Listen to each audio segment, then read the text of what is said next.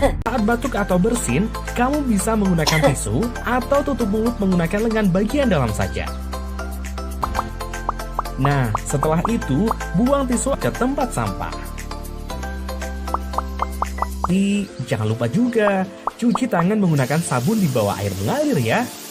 Kalau kamu lagi sakit batuk, alangkah baiknya tutup mulut dan hidungmu menggunakan masker, supaya tidak menularkan ke orang lain.